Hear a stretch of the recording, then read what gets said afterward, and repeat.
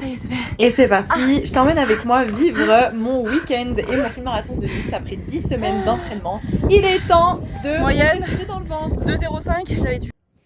Allez, c'est parti pour l'aventure.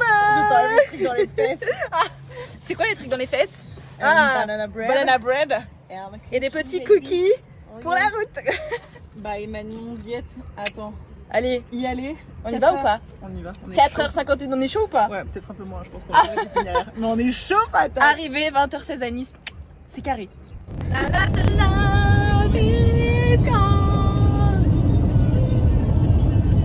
Aïe aïe aïe, c'est qui va courir un semi-marathon sous la pluie?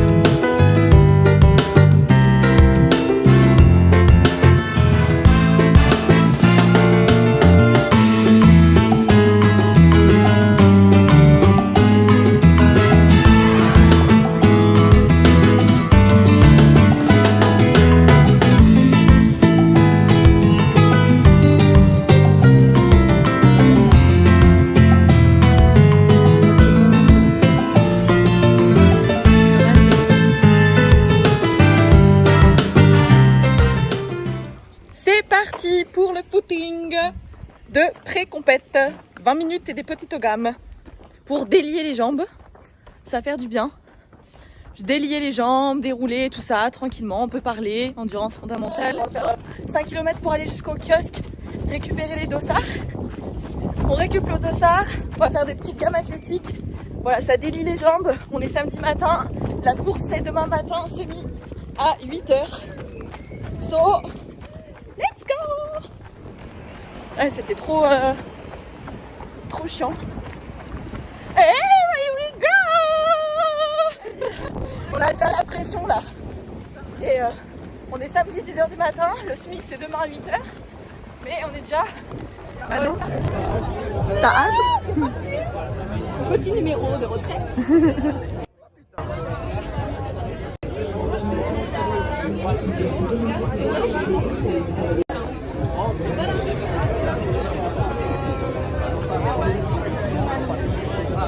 Bravo. 3010. Manon. Manon des sources. Vous êtes populaire. Manon des sources. Manon des sources. Manon des sources. L'exercice des jambes tendues permet de travailler la qualité de ses pieds, donc c'est vraiment top. On rebondit toujours sur la pointe de pied, donc on ne pose pas le talon au sol et on revient au petit trot. Imagine que je vois la semelle de ta chaussure sur cet exo si j'étais en face de toi. Et le skip, ensuite dissocié, ça permet de travailler la coordination. Et tu vois, j'engage vraiment bien mes bras sur cet exercice. Vraiment engager les bras, monter les genoux plus haut possible pour vraiment exagérer la partie avant de la foulée, tout en ayant le pied bien à l'horizontale. On revient au petit trot ou en marchant, on peut faire des petites pauses. Là ici, les talons-fesses, ça permet d'exagérer la partie arrière de la foulée. Donc on fait des talons-fesses dynamiques en fait, et le rebond doit se faire au moment où tu tapes la fesse en haut. Tu dois ressentir un rebond en étant la plus tonique possible sur cet exercice et en engageant les bras pour te stabiliser. Genoux, montée de genoux, pareil, regarde bien mon pied, il est armé, c'est-à-dire qu'il est à l'horizontale.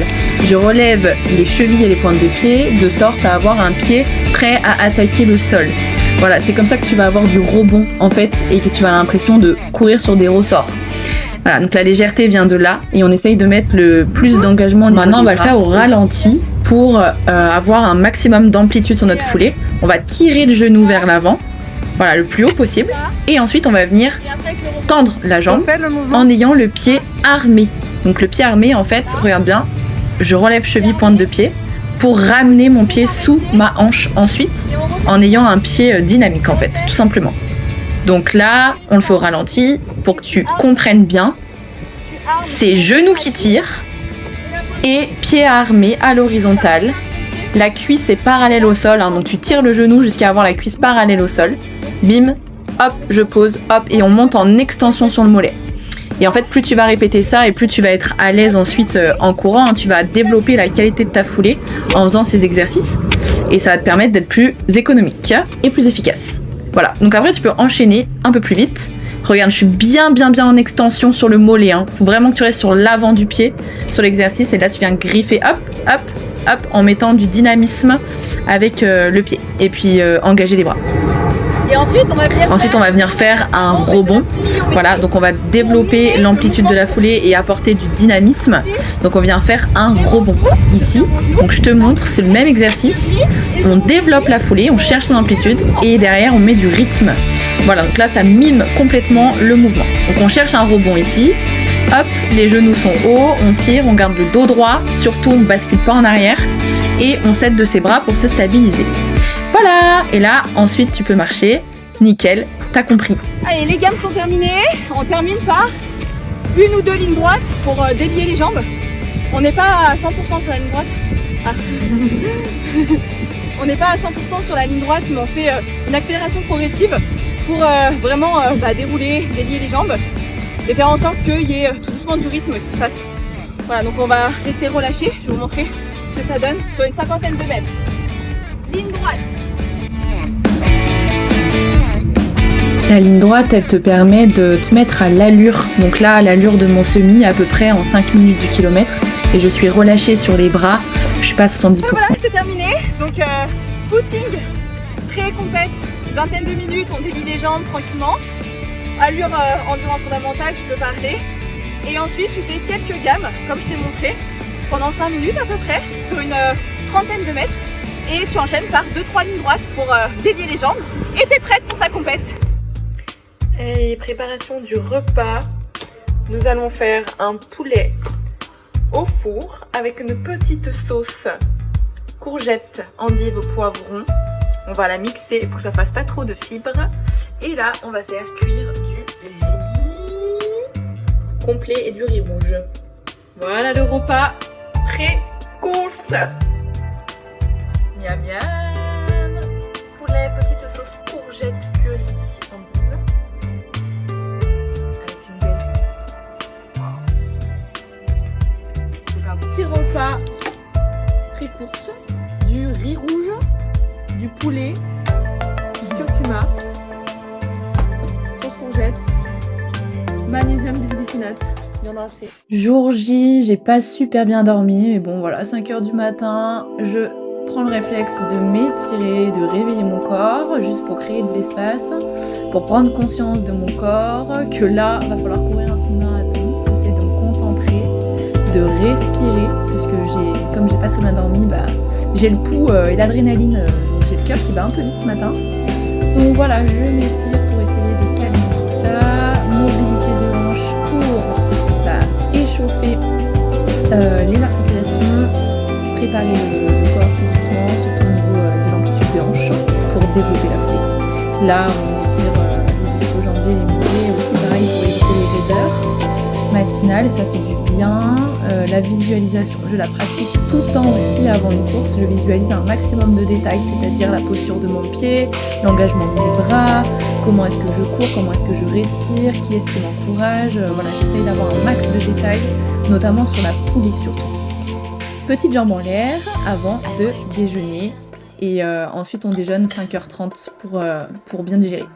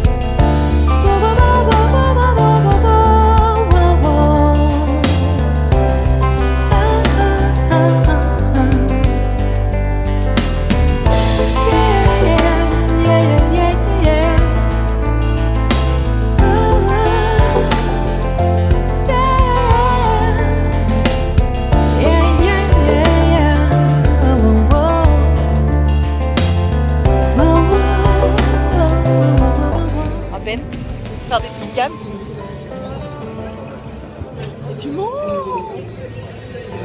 Ça y est, le stress commence à monter là. La pression positive. La hâte. Pardon.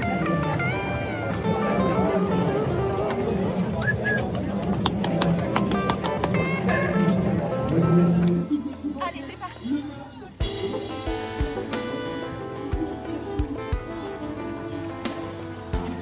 Contrôler. Premier kilomètre, deuxième kilomètre. Être dans le contrôle, accélérer. Si ça va, après, rester conservatrice. Je viens de passer le premier kilomètre en 4,59. Parfaite gestion. Je reste comme ça. Tout va bien. Je suis au 10e. 5-0. Je tiens. Je viens de me mettre de l'eau. Là, ça descend.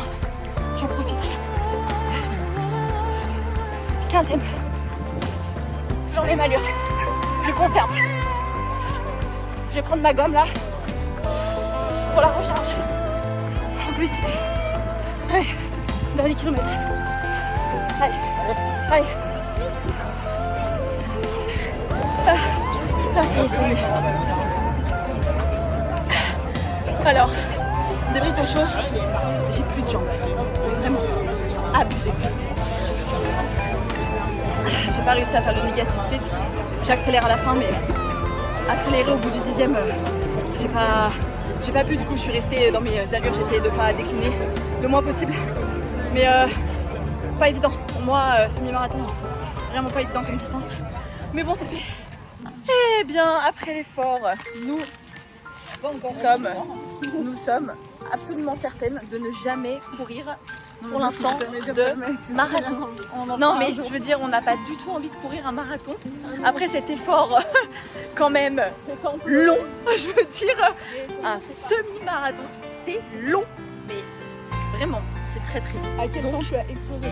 J'ai explosé au 14-15e quand j'ai commencé à avoir mal au ventre à cause des gommes qui m'ont donné clairement envie de faire popo. C'était difficile. Et toi Mathilde? Moi au 15e. Ah, au 15e mais aussi. même au 12e quand il y a la petite côte qu'il fallait monter. Ah oui, on a eu une petite côte au 12e, ouais.